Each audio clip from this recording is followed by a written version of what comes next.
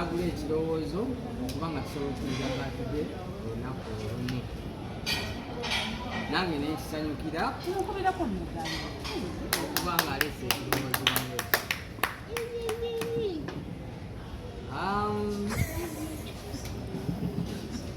Mwenna bazze wano beyanzisa nga bwe nabagambye nti ndi munnamawulire, nkola ne Tagi TV, nkola ne Radio Buddu. Omukyalo ono mwana muwala ono gwempita girlfriend. Kasita girlfriend amutudde kumpi tujja bawulira mutono n'omunene asinga amaanyi. Omukyalo ono bannanga nsiza bulungi mu fiimu gyenkolera, bamuyita Joelia Kyeyune. Tasobola kuyisa bubi. Sinalwa naye ebbanga ddene naye nga ye omuntu gwe muyinza ogenda naye mu field ali sinooba ofuna ekizibu kya ssente oba n'omugamba nti leero sirina transport ati sitakubeerawo mubi tasobola kuleka ati sitimutula ku mazima. Such a beautiful soul ya Joelia. Namwagalako ekintu kimu takiŋŋamba nti nga tuli wano babiri fekka nga tuli babiri naŋŋamba nti nkyaliwo era ne wabeera mu bantu agamba nti ambasada oli wa ddala obadde ontiisizza mani meyogera kyogera nenyongera nange okuba nga mwagala era talina kyankweka wabanga alina kyayagala wabanga alina kyayagala okukola bambi aneebuuzaako nga kyaliwe era kinamwagalako amanyi n'okumpa zi ideas ezenjawulo nagamba naye kakati ambasada okulaba oti tulaba nga kikuyisaawo mazima nenkola ki nenkuliriza sirikako kakati yabakyala tannakuwa ku mabega omukulu bamuyita Ivan Kyanzi abyebuuza kuono era nga yesigiyo wa Kacumbali TV mukwano gwange oyo golaba waye sinakumalayo ebbanga ddene eddyawo era namusangamu firudu emirimu gyenje tukolamu musajja mulungi naye yetuyiribayo nekiro ebikwatamu ate tubeera ku ludda lwe lumu so waba alinamu akasente akagaba okutereza ebbanga eddene oyagala bbanga kubanga nga bwendaba tumaze emyaka egisukka mu 3 ne Ivani n'oli tuwuliriza ba obi ne ba obi kyakuza ne Ivani emyaka gyeri kati Ivani omanyi nze mikwano gyange sijja balimba egisinga bawala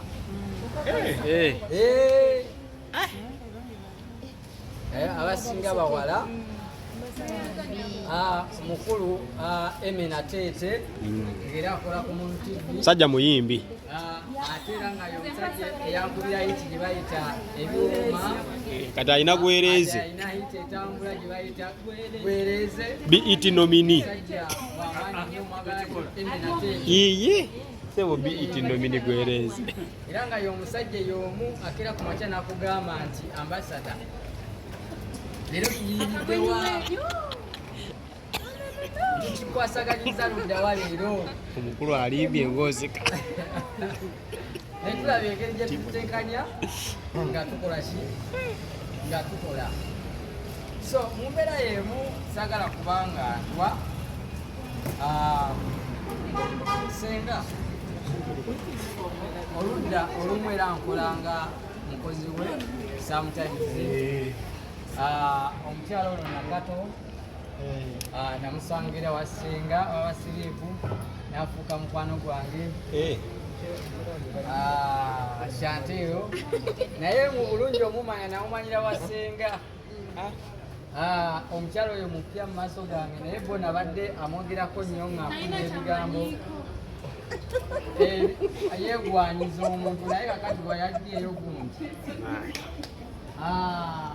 Jose naye namusanga awo ewasenga nafuka mukwano gwange omukulu bamuyita Saamu yali ddawa bamukazi akwera samukasawo yakava Rwanda namawulire w'amaanyi reporting live from Rwanda bagambe mukwano gwange nona afuse mukwano gwange bamusanze wano nsajja w'amaanyi wano omukyalo ono naye mukwano gwange musanze wano Wikileaks tanamwogera omukulu omukyalo ono okumisa ebyakakodyo oyo omusajja oyo omwagala nnyo omaye ekyamwagaza muntu wa kigambo kitono nnyo nganze kati wekwesanga girlfriend ngakutunuulidde neyise ejjo kabeere kyali wange era ensonga ezo nazitembeza nezitegeera engeri gyoli kinooli yali boyfriend kati netubeera basanji kwani batweyagala nnyo mulya mukimuwe kwani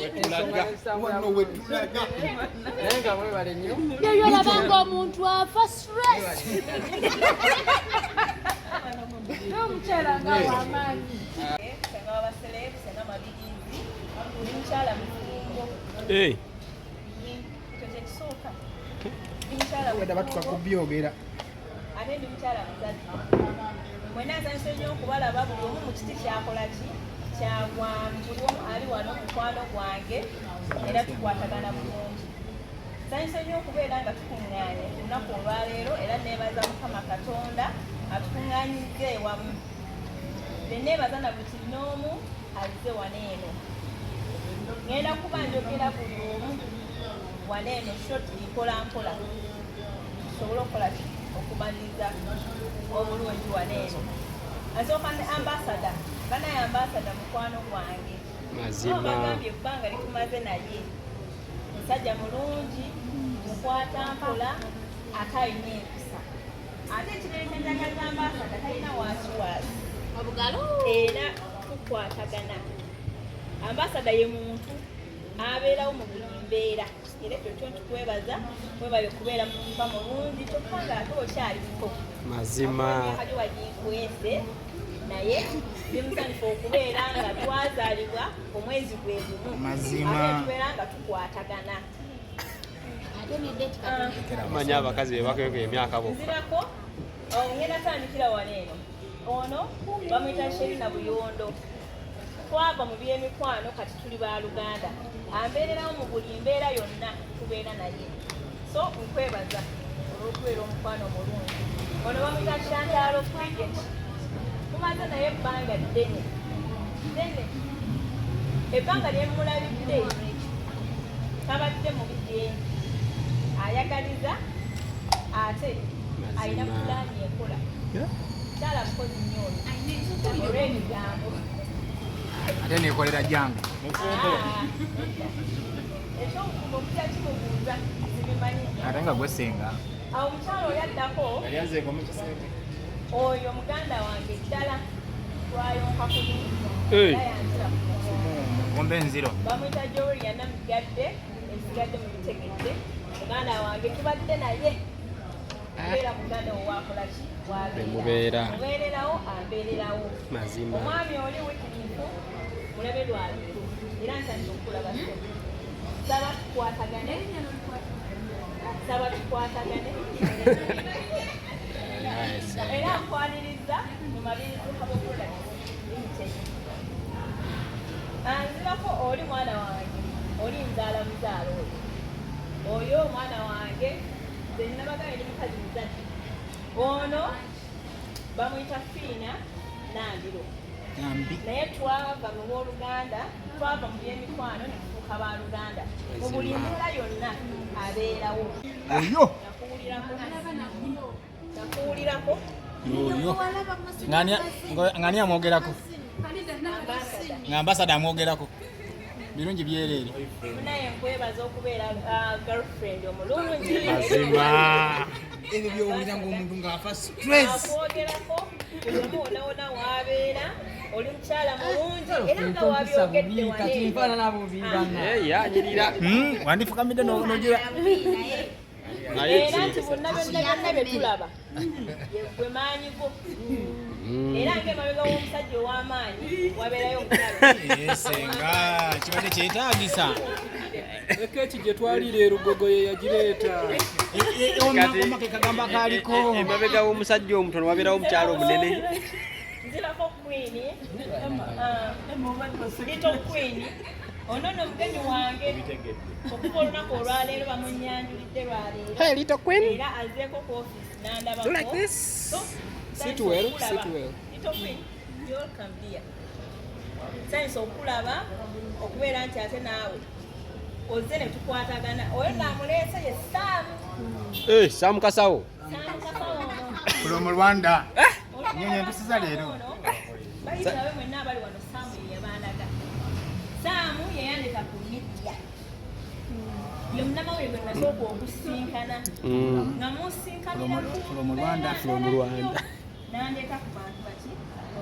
Emma, Katumbaali, ani omulala wano eno. Ono mwenna bannamawulire. Ono ye yandeeta mu mawulire olina okukola ki? Okundaba era nkwebaza. Kwebaza. Atwokya omutwalo. Tuludde naye ebbanga ki?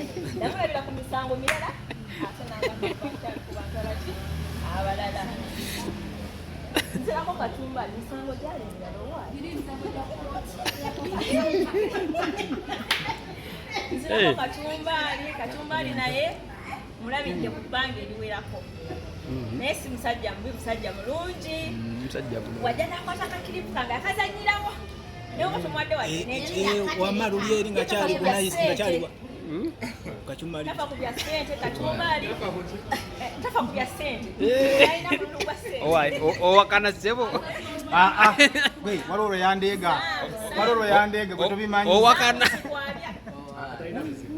Sina buzibu. Musajja talina buzibu. Sam owakana. Katumbaali talina buzibu, musajja mulungi. Sitole ziyita akuba fokke. Comment reserved. Yayitako mu ofiisi yo. Omwami ono munnamawulire wa Queen naye mu meeting ze olwaleero MC Lwasama omusinisi w'ebinnyo byonna tujja byogera naye nsanyusa okulaba era nsaba tukwatagane bulungi nnyo. Naye nga asinze giwamu omutwe bamuyita Senga Waba.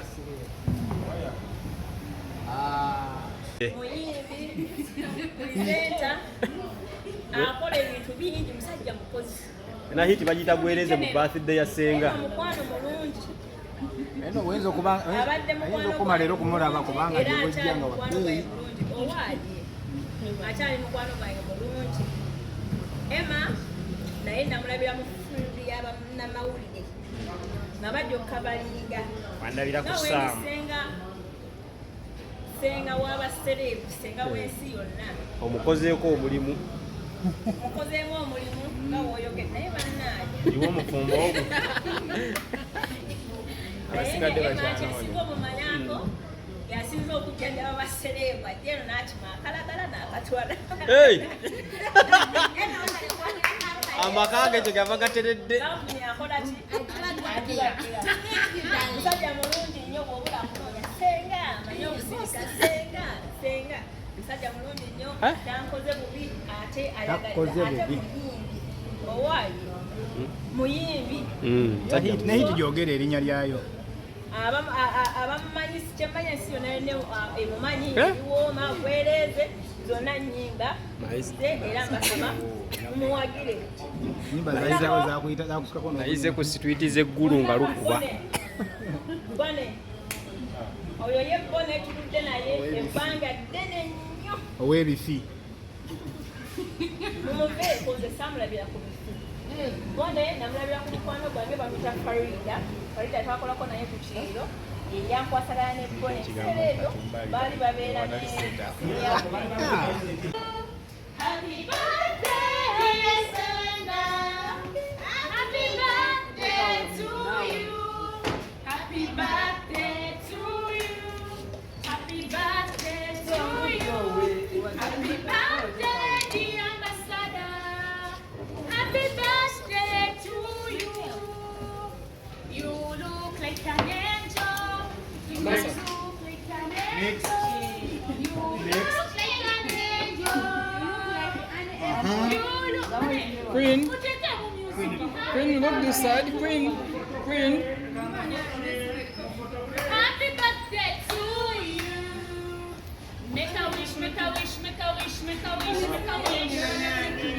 Alimba uli gundi.